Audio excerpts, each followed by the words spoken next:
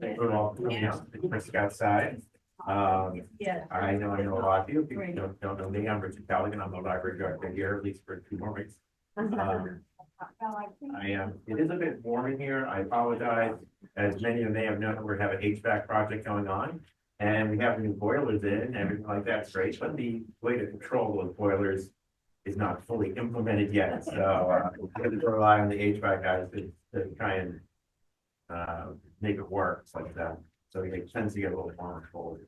But anyway, this is our fifth and last in our great monument series, Professor Dan Green. Just want to thank the friends as usual for all their help and all these putting on all these programs. We couldn't do it without them.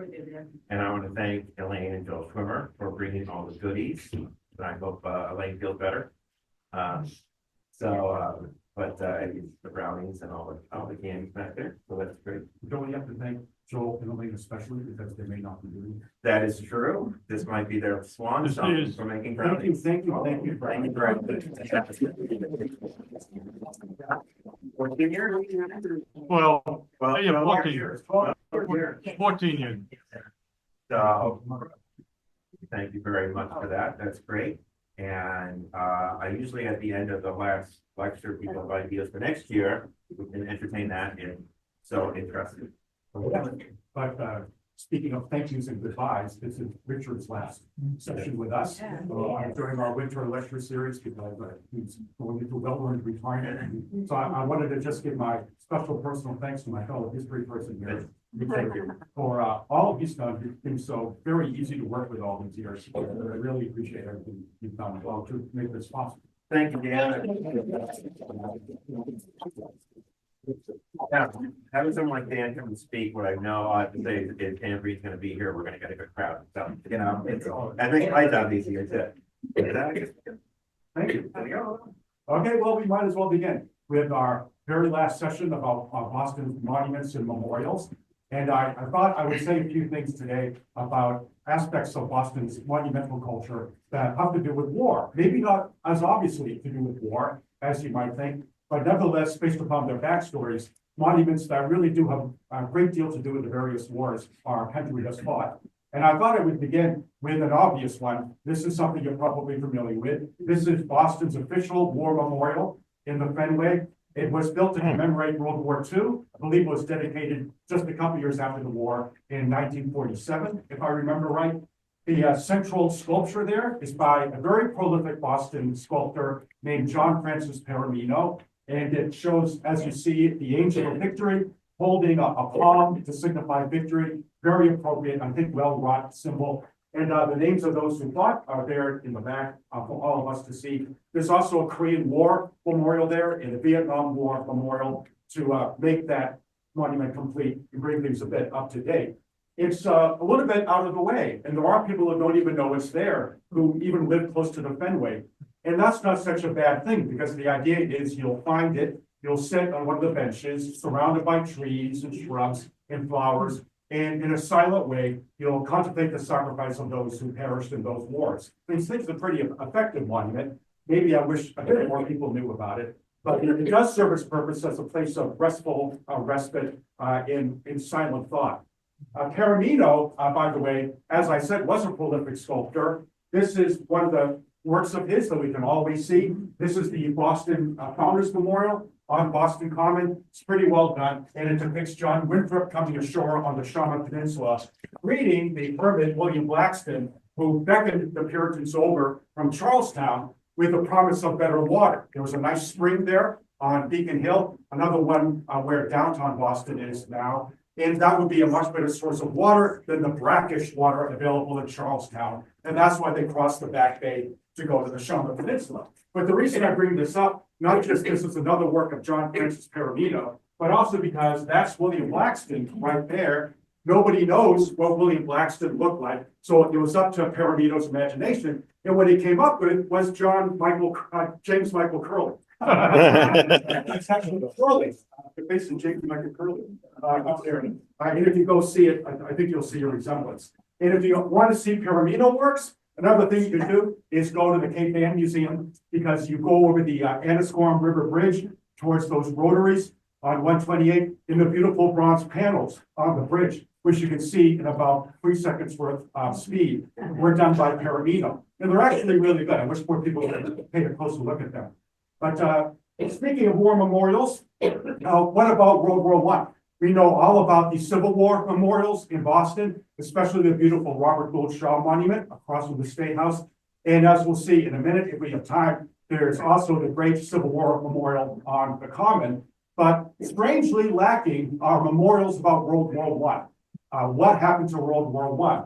And there's a story behind that that has to do with October of 1917, just a few months after we declared war on Germany, when Mayor Curley and others decided we did need some sort of monument, even though the war was by no means over in 1917. So what they decided to do was dedicate the steps leading from Boston Common up to the State House on Beacon Street to those who fought in World War I. And you can still see the inscription on the steps to this day, memorializing those who fought in the war. And they had a big dedication ceremony in October of 1917, October 27th. 100,000 people in Boston came to the Common to dedicate those steps, which to this day is the closest thing we have to an official Boston World War I monument, just those steps. I wish I'd been there for that day, because not only were there 100,000 people, many of them urged to buy war bonds for the occasion, but there were also the 3 elephants from the Franklin Park Zoo. And just so you know, the elephants were Molly, Waddy, and Tony. And they all came up from Franklin Park to participate in the ceremony. And then after a bunch of speeches, they all went home. And as far as Boston was concerned, that was the last official Boston War Memorial dedication. The story, though, is not so simple. The war ended in 1918. The Boston Art Commission, 1918, 1919, in the midst of a flu epidemic, by the way, decided that they had to do something to make sure that as war memorials were put up around the country, that communities didn't make the same mistake, according to the Art Commission, of putting up a bunch of standing soldiers to signify the doughboys. By 1917, those monuments were considered lacking in imagination, maybe not very good. People just don't notice them anymore. And the Art Commission thought we can do better with World War I. We can have better public art for World War I. So they convened a whole bunch of members of art commissions from all over the country at the beginning of 1919 to meet at the old State House and decide on a set of guidelines to govern World War I monuments. And they came up with some pretty good ideas, almost none of which were followed, which is why if you go all around the country today, here is what you are very likely to see. I bet some of you have seen that, and that's an example of just what the Art Commission wanted to avoid. That's a statue called The Spirit of the Doughboy by a sculptor named Ernest Moore Duquesne. He molded it as a design, copied it, and distributed them all over the country. There were 159 of these statues all over the country. Spirit of the Doughboy. Columbia, South Carolina has 2 of them, as if one was not enough. And that was profoundly disappointing to the chairman of the Art Commission, Charles McGinnis, who really thought we could do better. McGinnis is mostly known as the designer of what today? That's right, Boston College. He gave us the main buildings at Boston College in 1913 when they dedicated that.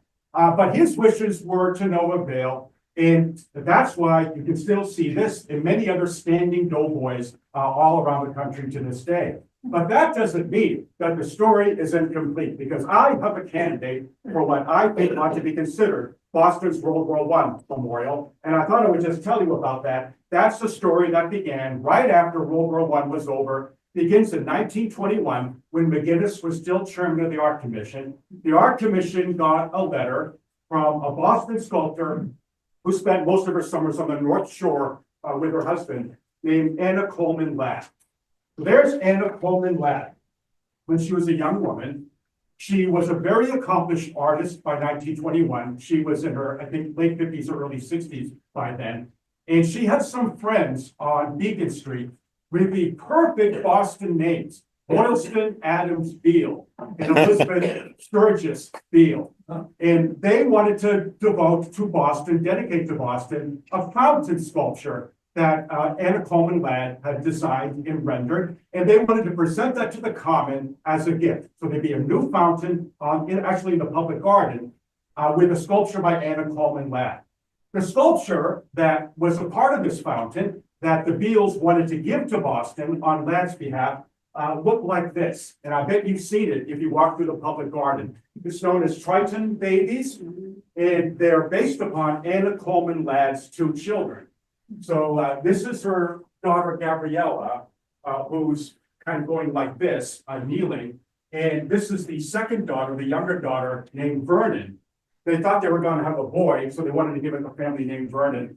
Then it was a girl. They still gave it the family name Vernon. But everybody called her Val. So that's Val, the younger daughter, and Gabriella, the two daughters of Anna Coleman Ladd, that consist of Triton babies. So she sculpted them in 1912. This is 9 years before the Beals wanted to buy it and give it to Boston. Anna Coleman Ladd wrote a letter to the art commission. She said, it's fine with me. I'll put some finishing touches on it and you can put it in the public garden. And by this time, the art commission knew all about Anna Coleman Ladd. She was very well known, and all of her works, as far as anybody knew, were more or less like that.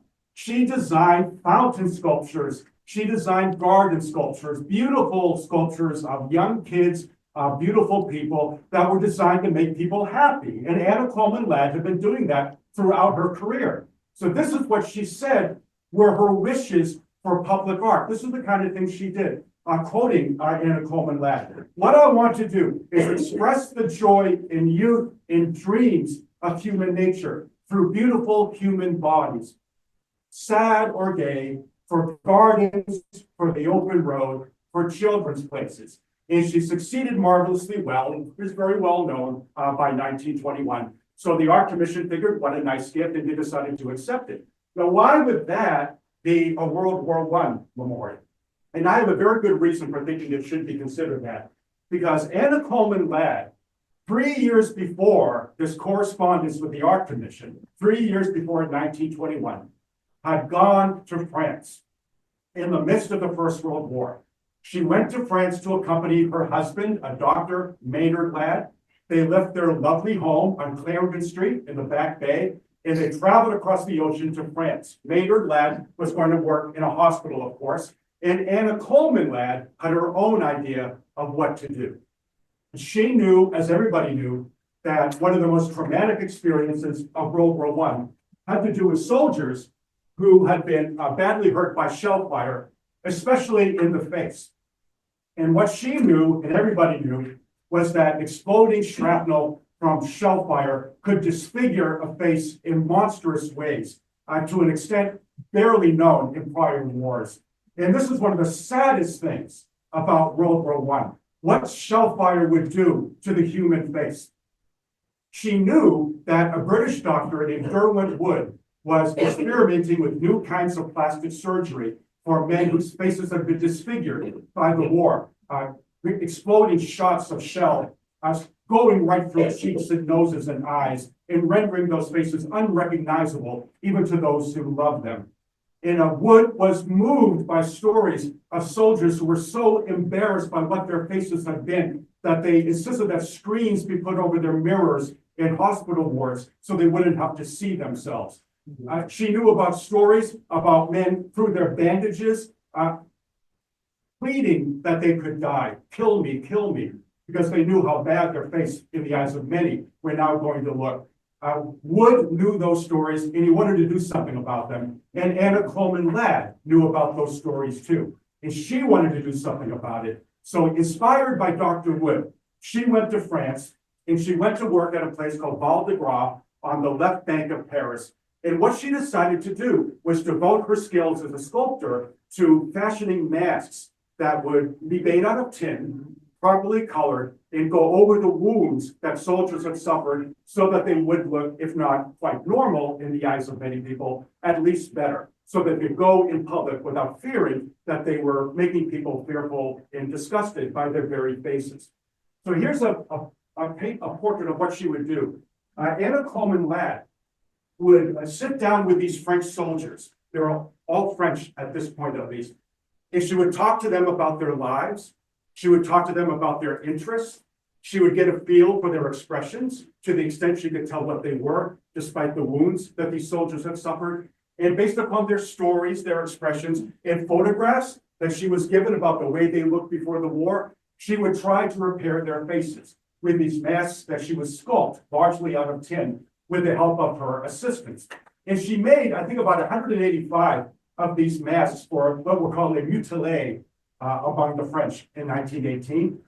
And another less kind name, unfortunately, for many of these poor men was, and I'm going to butcher the French, les gueules cassées, shattered mugs. Those were shattered mugs. So she worked with them for months and months. Here's an example of a man who's come through this process, looking far better in the eyes of many than he would have looked otherwise. And she got all sorts of letters from them, thanking them, being appreciative that they could actually walk in public now without fearing that they would discuss other people. And that's what she did with her time. And the question I think that I think of is what led her to this? Anna Coleman Ladd had grown up in conditions of real comfort. She came from a mainline Philadelphia family. She studied art. She's traveled Europe. She led a very comfortable lifestyle with her physician husband in the Back Bay. And she had this lovely estate up in Manchester by the Sea where they would spend the summers and where she had a big barn where she would sculpt. And she had two young children that she loved, that she enjoyed drawing and also sculpting. She had a very, very good, comfortable life. And then she devoted her time when it counted to those who were tragically marred by a war often beyond their understanding, and who had have to face life with that kind of disfigurement. And she decided to do something about it. And she worked herself to exhaustion with those masks. That was the way she was. She loved to work, and she needed something to devote herself to. Why would she choose this? And some speculate it was because she loved beauty so much that she wanted to try to restore something of that beauty to those who otherwise might have lived their lives in the consciousness of being without it. So that's the work of Anna Coleman Ladd during the war. And to me, another significant thing about her is that when she came back from the war, a noted sculptor, she'd already made her reputation, when she was asked to produce war memorials, she never thought of a charging doughboy or a standing doughboy. What she wanted to depict was the loss and the sacrifice of the war. So if you want to see an Anna Coleman Ladd war memorial, go to Beverly Farms and you can see this beautiful sculpture of a winged figure who is holding somebody who's been killed in combat, as if taking them to their reward. But what it tells us is the loss and the sacrifice of the war. And that's Anna Coleman Ladd herself standing by her work at Beverly Farms. So with all that as a background, that's why I think this joyful, innocent sculpture is our own contribution to war memorials around the world. Because what it reminds me of, if you know the story of Anna Coleman Ladd, what it reminds me of is the innocence and the loss that happens to young men, especially when they're called away to service because politicians have bumbled into some sort of war. It's the loss here, the loss of innocence that strikes me more than anything else. So next time you walk into the public garden, take a look at that and think about Anna Coleman Ladd and her work among the mutilé on the left bank. Now, while we're talking about Anna Coleman Ladd, she's the answer to at least one mystery that we brought up earlier in these sessions, and that is, where is Betty Davis? So those of you who don't know the story, back in the early 1980s, Betty Davis gave an interview to Playboy magazine. And among other things, Betty Davis said, when I was a teenager and I was living up there in the North Shore, north of Boston, my family sent me to an elderly sculptress who asked me to take off all my clothes, and she sculpted me in the nude. And Betty Davis said that was a very traumatic experience for her. She never quite forgot that experience when she was a teenager. And somewhere in Boston, she said, that sculpture is probably still there, thus ushering in a madcap dash all around Boston to try to find the Betty Davis statue. Where is the nude Betty Davis statue from when she was a teenager? And I've already covered the theory that Leif Erikson is the answer, but we all know that's not true for reasons that I've talked about. So where is nude Betty Davis? Well, a lot of people thought they found the answer in regard to Anna Coleman Ladd.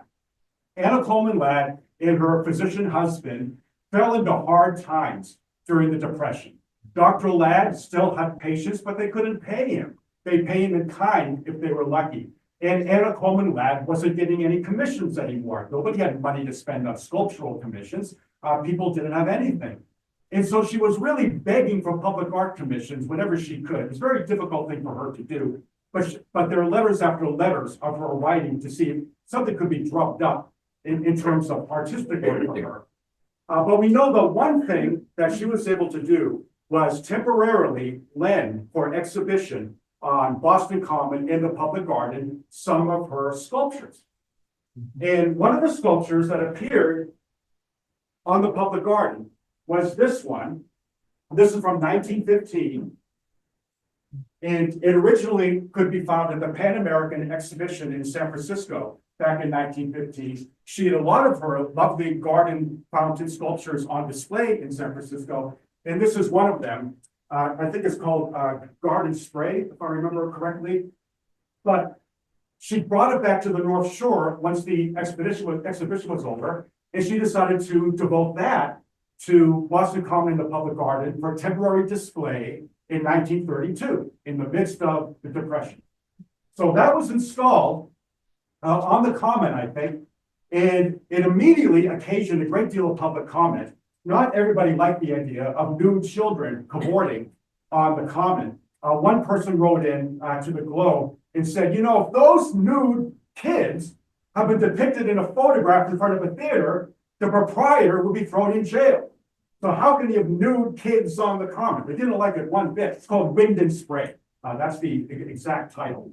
Others wrote in to criticize it. Others wrote in to defend it. It's art. It's beautiful art. We should embrace it on the Common. The head of the Parks Commission at first decided to remove it, but then there was an uproar against removing it, so he decided to let it stay. And eventually what he said was the only people who don't like this beautiful, innocent work of kids playing, according to the Park Commission, was, quote, a certain group of professional cranks who, on the grounds of Puritan prudery, delight in making Boston the laughingstock of the country. Well, it stayed, at least for a few months, and then it was removed and taken back to the North Shore. And the theory is that in 1932, one of those kids was nude Betty Davis. And that's actually what went in the Common. Which one it is, we don't know. But I'll tell you that, in my opinion, there's nothing to this story. I don't think Betty Davis is anywhere there. And the reason I say that is Anna Coleman Ladd did this around 1915. And Betty Davis was not a teenager in 1915. She was like 7 or 8 years old in 1915. And Betty Davis talked about an elderly sculptress. Anna Coleman Ladd was only about 40. There's hardly an elderly sculptress in 1915. So I don't think Betty Davis is in there. I think other kids she knew are in there, but not Betty Davis. So the mystery of nude Betty Davis remains unsolved. So those of you who would like a research project, somewhere in Boston, maybe there is a nude Betty Davis. Until then, we're actually stuck with photographs of Betty Davis. And probably, if you wanted to waste your time, no better suggestion could come from my mouth than that. Go look for wherever that might be. So that might be for me, the World War I monument in Boston. But what about the Revolution? And I think probably when you talk about the Revolution, the finest work we have in Boston is the statue of Paul Revere. And that story, the statue of Paul Revere, is often told in other sources, but I thought I would just summarize it for a while to you. One thing I like about this story is it fits into an old theme about Boston we're all aware of, and that is the theme of people coming to Boston to study, to go to school, and then liking it so much that they stay. And one of the early examples of that was a man named Apollos Rivoire, who arrived in Boston in 1702, only 13 years old in 1702, to learn the art of silversmithing. And he learned to be a silversmith in Boston, soon found out that a lot of people in the North End had trouble with Rivoire, remembering that name. And so he changed it to Revere, of course. And his second son was Paul Revere, who you see here, who went into the trade of silversmithing, did very well at that and other things, as we know. and eventually died very prosperous after contributing to the American Industrial Revolution with his metal sheathing factory down there in Canton, not too far away from where we are. So he had a very accomplished life, Paul Revere. We're all familiar with him, but nobody would ever have thought that he would have a statue, not when he died in the second decade of the 19th century. And the reason is his famous ride was all but forgotten by most Americans in the second decade of the 19th century. What people remembered about Paul Revere, if they remembered anything, was his role in the greatest military disaster of the entire revolution from the American perspective, and that was the Battle of Penobscot Bay. If you want to call it a battle, it was hardly that. But what Massachusetts did was they sent 40 naval vessels out to Penobscot Bay with the intention of driving the British away from a fort they'd established in what is now Castine, Maine. So there's Castine right there. That's the fort.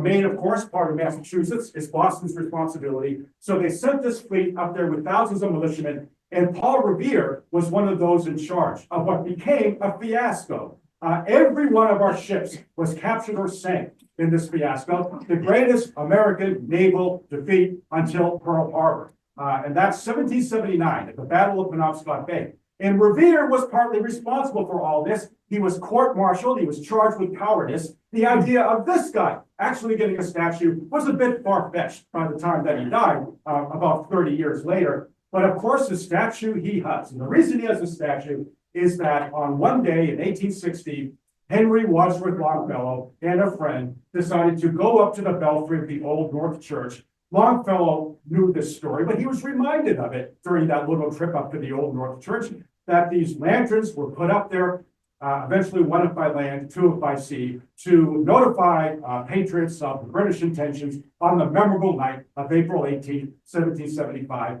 And Longfellow, reminded of the story, decided this would make a pretty good poem. The year is 1860. The Union was about to fall apart. Well, Longfellow wrote the poem, The Midnight Ride of Paul Revere, published it in the Atlantic Monthly just after South Carolina had seceded from the Union. And that's one reason the poem became so popular, because people in the North liked the idea of the spirit of Paul Revere, the spirit of patriotism, finally somehow asserting itself to unite the country once more, even as the Civil War was getting worse and worse. And it became almost universally memorized among American grammar school students, certainly the most popular poem of the late 19th century in America, The Midnight Ride of Paul Revere. So popular, by the way, they don't mention the Penobscot Bay disaster anywhere in there, but it became so popular that eventually an old organization, the Charitable Mechanics Society of Boston, they decided 20 years after the war, after the Civil War, that maybe Paul Revere did deserve a statue. And they decided to put on a competition. Everybody who wanted to could submit a design for a Paul Revere statue. And the great thing about the competition was, even if you weren't chosen, if you produced a model, some kind of a small model for the committee to look at, they'd pay you $300. This is not a bad deal at all. About a dozen sculptors submitted models for that competition. This is 1883 by now. One of them was Daniel Chester French, who thought he had a really good chance at getting the commission. But to everybody's surprise, the commission went to that guy, and that's Cyrus Dallin, who was in his early 20s in 1883. He had just moved to Boston from Utah, of all places. Why? Of course, to study, like everybody else. He wanted to study with Truman Bartlett, a very well-known sculptor in Boston. So he moved from Utah to try to make a name for himself in Boston. He had grown up in a place called Springville. If any of you know Utah, right outside of Salt Lake City, there's this ideal, beautiful suburb of Springville where everybody wants to live. It wasn't like that in 1861 when Cyrus Dallin was born. It was very wild and primitive then. He actually was born in a log cabin, I think, Dallin.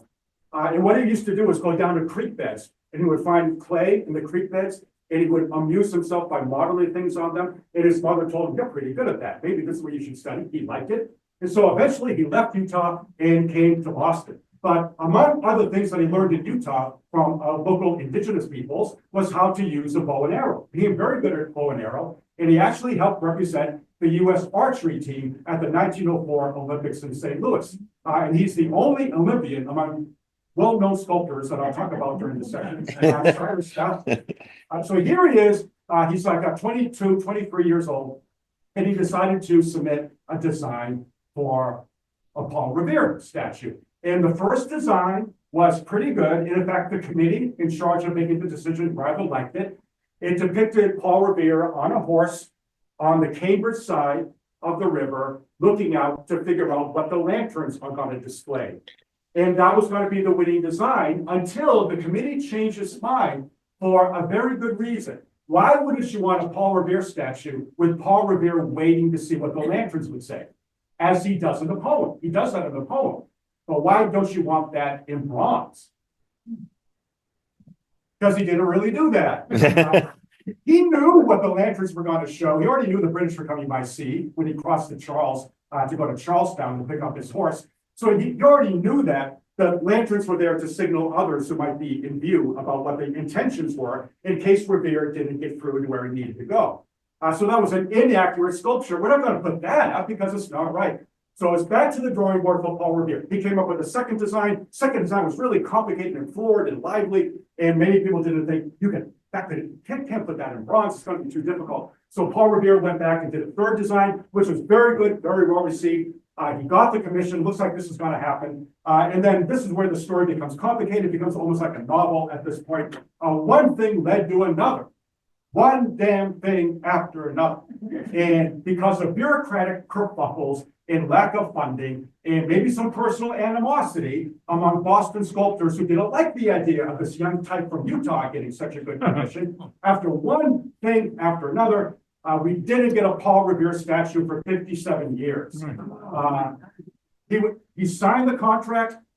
He's supposed to get paid. It's supposed to go somewhere, but nothing ever happened. The third design, which was very good, he produced a model based upon that. He lost the model, or it was destroyed somehow, and that was not going to be good for him. When he went to Paris, of course, there was going to be some delays because of that. So for one reason after another, years and years and years went by, and we didn't get a Paul Revere statue until 1940. But why did we finally get it? Well, through all those years when nothing happened, no Paul Revere statue, Dahlin went from success to success to success. This is his work, the famous Angel Moroni in Salt Lake City, one of the most widely viewed sculptures in the world. He didn't think he was going to be good at producing a Mormon angel. Moroni, Dahlin was not a Mormon. He didn't believe in angels. What good am I to produce an angel? But his mother went to him and said, Dahlin, you got to take the commission. You can do angels. And the mother told him, you always call me your angel mother. So why don't you do this angel? And he said, okay, I'll do it. And so we got the Angel Moroni.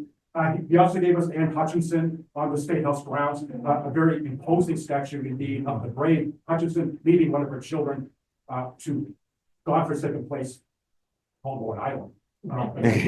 And there's his most famous work in Boston, probably other than the Paul Revere statue, and that's the Great Spirit, of course, in front of the MFA, which everybody sees when they go to the MFA.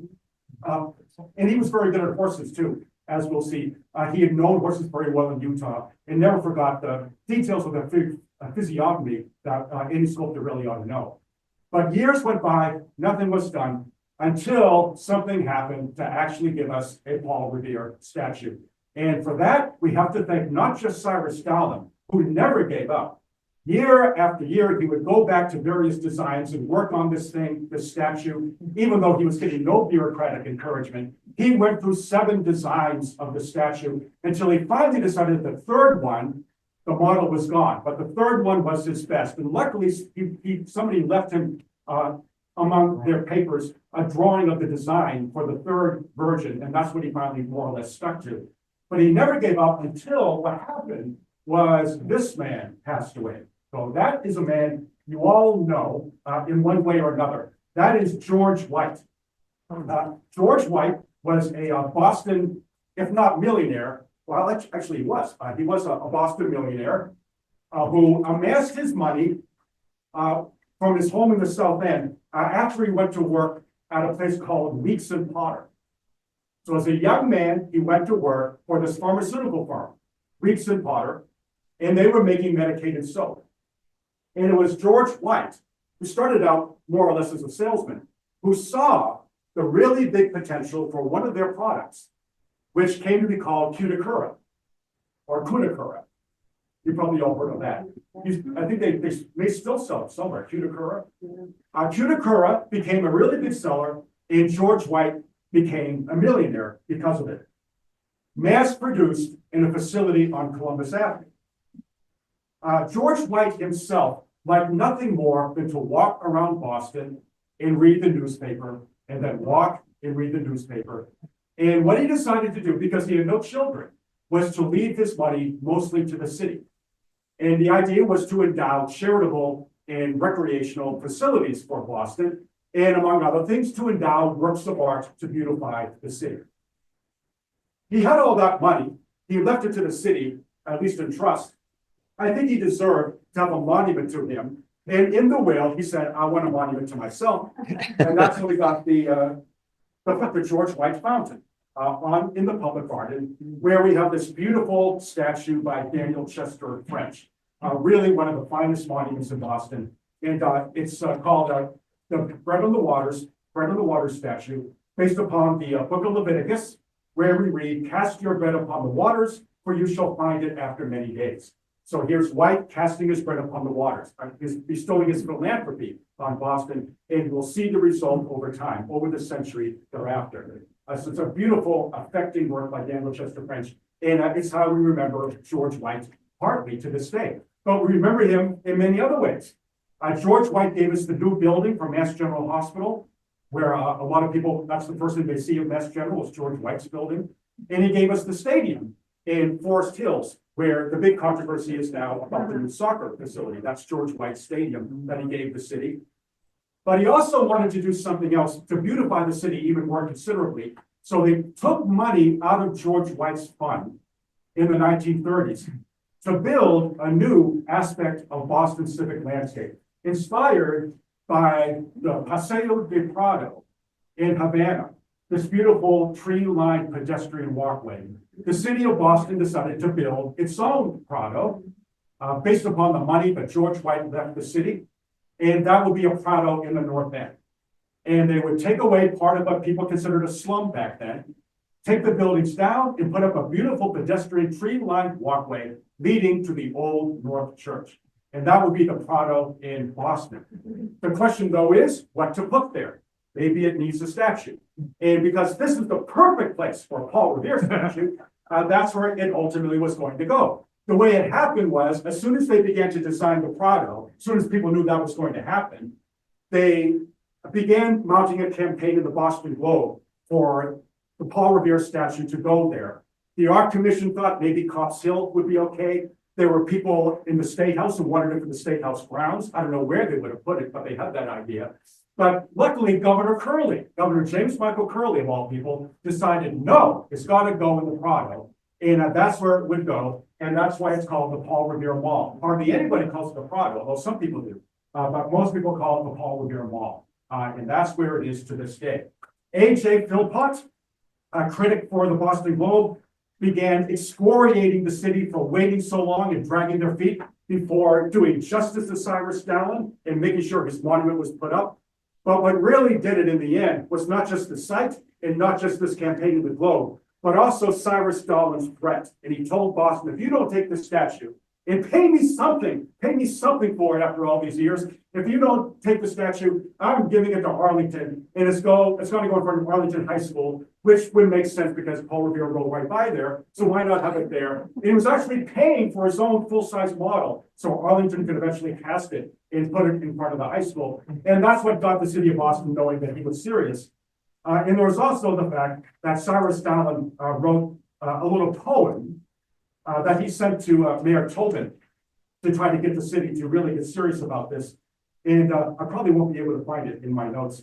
But the poem goes something maybe like this: as soon as I can find it. I'm not going to be able to find the poem, but it goes something like, this is my children, you shall hear of the long delayed statue of Paul Revere.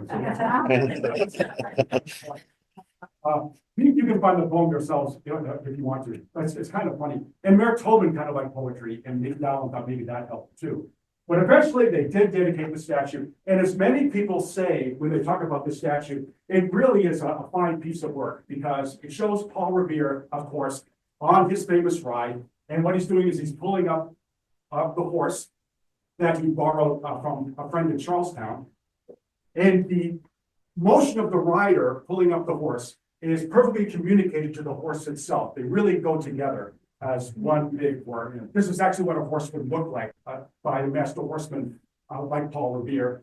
And he's giving his warning. He's not somebody with a very comfortable, calm expression on his face. There's a sense of crisis and a sense that something is important happening in his features. You can see them if you look at them straight up. And because of this wonderful statue, it is always 2 a.m. on April 19th, 1775, in the North End. This captures a distinctly important, vital moment in the city, in the country, and it's there for all of us to enjoy. The spirit of the revolution, the spirit of resistance, vigilance, love of liberty, it's all communicated here in this ride, in this bronze Paul Revere. No wonder it's become a symbol of Boston, present on every Monday Night Football telecast when the Patriots play. People know the city by this statue. And I think that's good. This is the city at its best, the city that really did help spearhead the revolution against British tyranny. The statue reminds us of that, and that's what monuments ought to do, remind us of something we can be proud of, as well as things like the Mary Dyer statue that we should probably be less proud of. They should do both things because both things can help affect our lives in good, promising ways. The other thing I like about this statue, though, is that it allows me to tell a story about loss. And war is really about loss when it comes to the families involved in them. And what a lot of people don't know about this is that when Cyrus Dolan, after 57 years of trying, finally was a part of the dedication ceremonies in the North End in 1940, he was over 80 by now. And there he is sitting in the audience, listening to all these wonderful things about his statue and Paul Revere. But he couldn't enjoy any of it. And the reason he couldn't enjoy it is it was 1940. And he had recently received word that his son, Arthur Dolan, a really good stained glass artist, had not just joined the French Foreign Legion to fight against the Germans, but had been killed in a little bend of the Marne River in the last days of French resistance against the Germans in June of 1940. And Dolan had found out about it not long before the dedication. How could he enjoy it in the knowledge that his beloved son, Arthur, had passed away? So even in this moment of triumph and remembering heroic images of the revolution, there is in the man responsible for it a tragic element of loss. And I think it's good to remember that as we walk through the North End, as we should, and enjoy this marvelous work of public art, one of the best in Boston, the Paul Revere statue. And that leads me finally to one more way to commemorate this theme of war memorials as something that may work their magic the best when they communicate that terrible spirit of loss and sacrifice that our veterans have suffered, those who never came back have suffered. I think we see that with Triton babies in a way, even with Paul Revere, but also with the work of Martin Milmore. So that's Martin Milmore. He was an Irish sculptor who came over as a very young child from Ireland with his family, studied at the North Bennett School, tutored under Thomas Ball when Ball was working on the great George Washington statue in the public garden, and became a good, successful full-time sculptor. Martin Milmore is responsible for the design of many a standing Civil War soldier that we see around the country. This is one of the early ones from 1867. That's in Forest Hills, the beautiful standing infantryman by Martin Milmore. And he began to do well, made a pretty good living off statues like that. And he's also responsible for the beautiful Boston Civil War monument on Flagstaff Hill on Boston Common. Too few people pay a close look at that. It was very well regarded when it was dedicated. Milmore spent, I think, 7 years working on the design for this before, I think, 1877, it finally went up. But one reason you should go look at it is because of these beautiful bronze panels. There are 4 of them along the side of the monument, all of them quite lovely. But this is one of my favorites because we can recognize some of the men here as they say goodbye to the troops on the way to fight down in Virginia. I think that's Governor Andrew there. I think that's Sumner there, could be. But who is that? Does anybody know? Somebody has written a little monograph about who that is. I was wondering if anybody could recognize it. Apparently, that's Edgar Allan Poe. But why would Edgar Allan Poe be saying goodbye to Union troops? Because he'd been dead for, I think, 13 years. But why would Millmore put him there? There's a bit of a controversy about what he was thinking. Was he taking sides against Henry Wadsworth Longfellow, who didn't like Edgar Allan Poe? I don't know, but that seems to be Edgar Allan Poe. Now, we don't have to depend upon that Edgar Allan Poe for an Edgar Allan Poe statue in Boston. A lot of you have seen the new Edgar Allan Poe statue. It's only been there for about a decade now by a sculptor named Stephanie Wagner. I love this sculpture. You can just walk along by and say hello to it on a personal level. There's no pedestal here.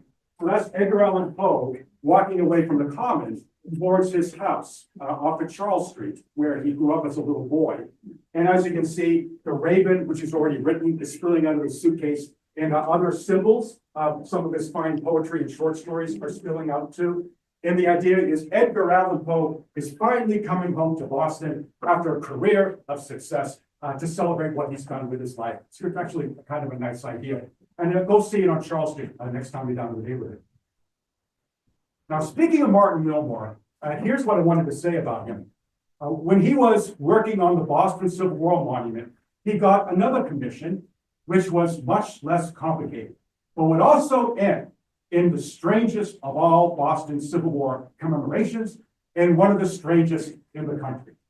It happened that Mount Auburn Cemetery had gone into business about 25 years before the Civil War, and the inspiration behind Mount Auburn was Jacob Bigelow. Jacob Bigelow was a believer in all things Egyptian.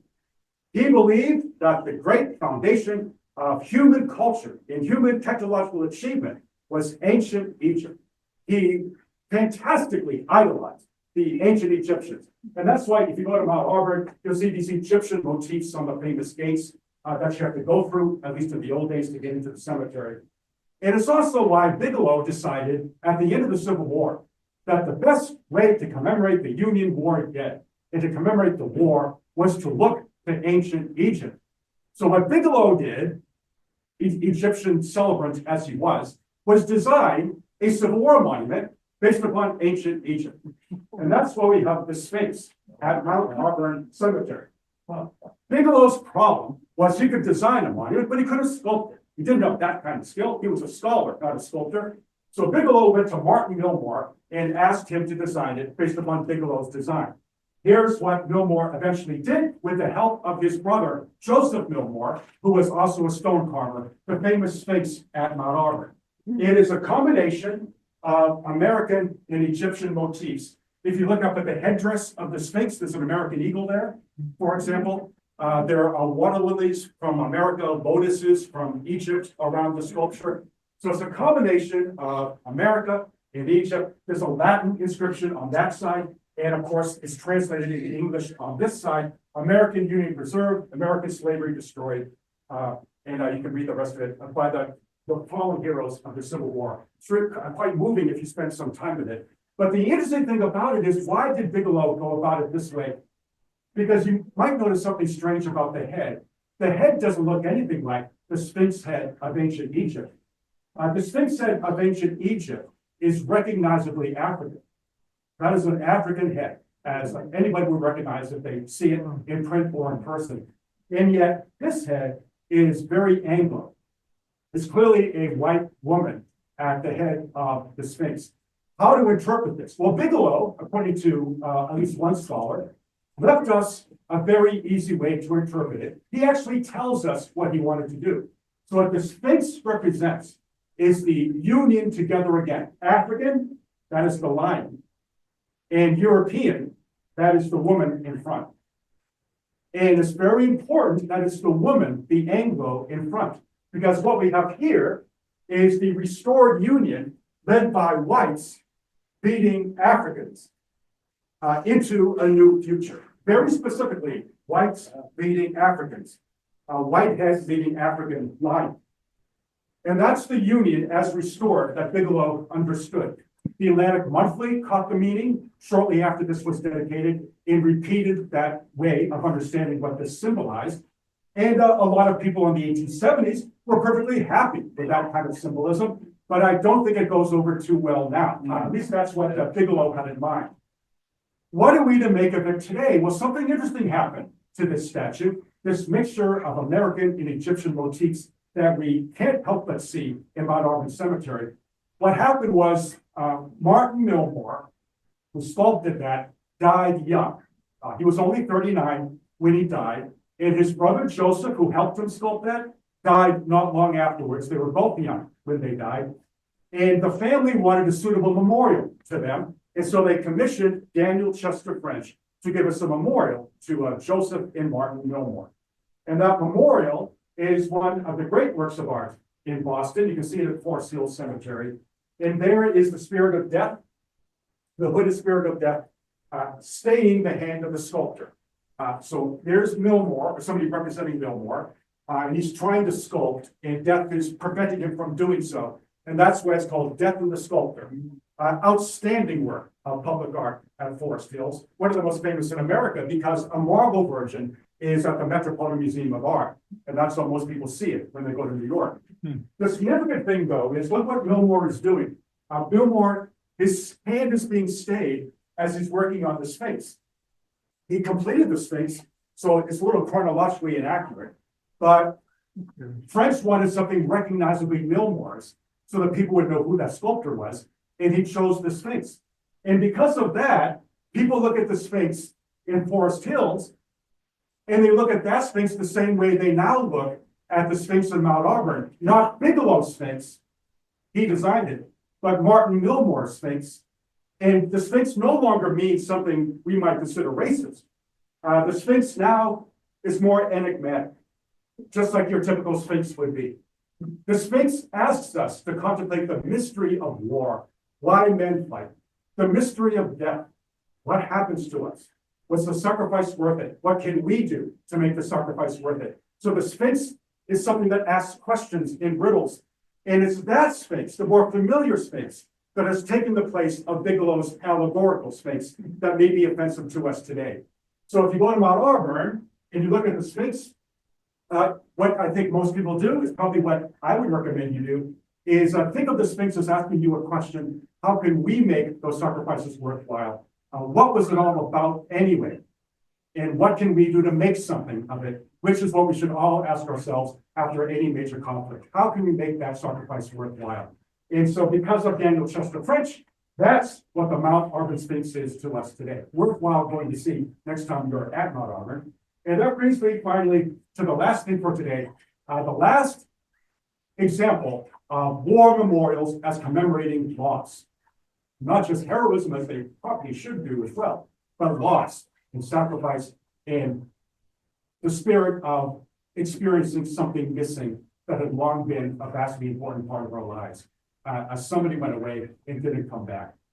And I'm talking, of course, about the statue to that guy. So who's he? Who's he?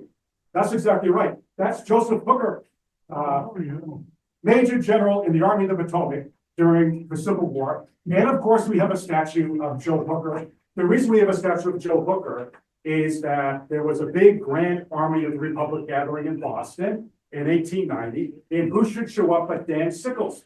Dan Sickles, during the Battle of Gettysburg, he lost his arm. He did misplace his arm. What happened was a cannon blew it up. He blew up his arm. And he would always go visit his arm at the Mercury Museum in Philadelphia. I think that's where it's on. I think it's still on display there. But there's Sickles in Boston. And Sickles asked the people assembled in Boston, why don't you have a statue of Joe Hooker? Joe Hooker was the best general produced in Massachusetts. He was some self-athlete. And Sickles said, you need a statue. And the veterans around Boston decided, maybe we do need a Hooker statue. They began raising money. It's the typical story. And they sold the State House, the Massachusetts government, on the idea of a Hooker statue. And maybe it should go in front of the State House, which is how we got the Hooker statue. So there it is. Anybody who goes through the State House goes through the entrance right by the Hooker statue. And this has given rise to many unkind jokes. You probably heard them. The big sign says General Hooker entrance. And so people say, what happens to the specialized hookers? What happens to the no, it's the general hooker. Now, when you look at this statue, one of the negative things about it is it's surrounded by government buildings. It has a very cramped space. And you really can't understand this in all its form or glory. This was done by Daniel Chester French. It was dedicated in 1903. And when it was dedicated, it looked like that. So without the new addition to the State House, there was that beautiful park-like setting all the way down Bowden Street. And the statue really came across to its advantage. That would have been a good way to see, but that didn't last long because those additions went to the State House pretty soon after this, pretty soon after 1903, which is why it looks like that today. So Daniel Chester French did Hooker, looks like Hooker, it's pretty good likeness of Hooker. French wasn't all that comfortable with horses, so he had his friend do the horse, Edward Clark Potter. You've all seen Edward Clark Potter's work because he did the lions in front of the New York Public Library. Patience and fortitude for what their needs are, but they're right on 42nd Street, the New York Public Library. And that's how we got the Hooker statue. And in 1903, there was a huge gathering of Union veterans to commemorate Joe Hooker, where they dedicated that statue. And there were a lot of weepy eyes on that occasion because this was almost 40 years after the end of the war. And most people suspected what was true. That was going to be the last great public gathering of Union Army veterans in Boston. That was the last chance to say goodbye to them and thank them for their services during the monumentally important Civil War. And that's why, if you looked at the Boston Globe the next day, there was actually a very, very moving series of commemorations of what that dedication meant and all the thanks we owe to those veterans. Here's a poem, I actually found this one, that appeared in the Globe the next day. And it's in the spirit of loss and sacrifice, remembering those who were gone forever. They march today, talking about the veterans of the dedication. They march today, the scattered few. With each their strides a ghost, with spirit eyes. You see the mass a moving host. For a solemn day like this, there live again the dead. As if among those who are gathering, there were many more who were gone for good, who were never going to come back. It was a day of celebration of Hooker and the Army of the Potomac and the other parts of the Union Army. But there was also that sadness to the day. And there's something about that sadness that persists. So with the Hooker statue, there it is. It's easy to overlook it. It doesn't appear to advantage. It gives rise to unkind jokes. There were people at the time who didn't want that statue there. Hooker was known to allow whiskey drinking in his tent. Charles Francis Adams, who served under Hooker, refused to walk anywhere near that statue because he was so insulted that there'd be a statue of General Hooker there. But there are two reasons why we should celebrate this, and here's how we conclude. The first reason is that Hooker may not have been a military genius, but he was an organizational genius. He took over the Army of the Potomac in the winter of 1862, 1863. He took it over after the disaster of Fredericksburg under General Burnside. He took it over after the men of the Army of the Potomac had just been sent on a disastrous, pointless march in the mud, in the freezing rain for over 2 days, accomplishing absolutely nothing because of some harebrained idea that Burnside had. He took over a disorganized army with no morale at all, and he changed it into a thoroughly good professional fighting force. He gave those men furloughs, he improved the food, he improved the cavalry, he improved living conditions. He made that army proud of itself again in the terrible winter of 1863. People remember him as fighting Joe Hooker. They should remember him as administrative Joe Hooker, managerial Joe Hooker, because those were his talents. And he gave us the army that would win at Gettysburg in July of 1863. And that's why he deserves to be at the state capitol. There's a bunch of administrators in there, bureaucrats, legislators, and they can be inspired by him, even though they're not military people, but he was an administrator and a very good one. So I like the idea that Mary Dyer is over there, government at its worst. And then over here is Joe Hooker, government at its best, improving people's lives, but talented people doing their best. So when you go to the State House, both those aspects of government are there, and Joe Hooker and Mary Dyer. And I also like the fact, this is his horse Lookout. Horse's name is Lookout. I like the fact that the rear end of the horse is pointed towards the State House, where the minority party is. The minority party is staying over here. And Booker's supposed to come down. We got a fun in-house State House. But there's one more thing, and this will conclude not just today's session, but also our winter series on Boston Public Monuments. There's something very sad about this, as there is about so many of our monuments. I think if you approach them properly. There's the way the statue used to look. And Booker and Lookout, of course, are looking south, I guess, south down Park Street, towards Tremont Street, where the common angles a little bit.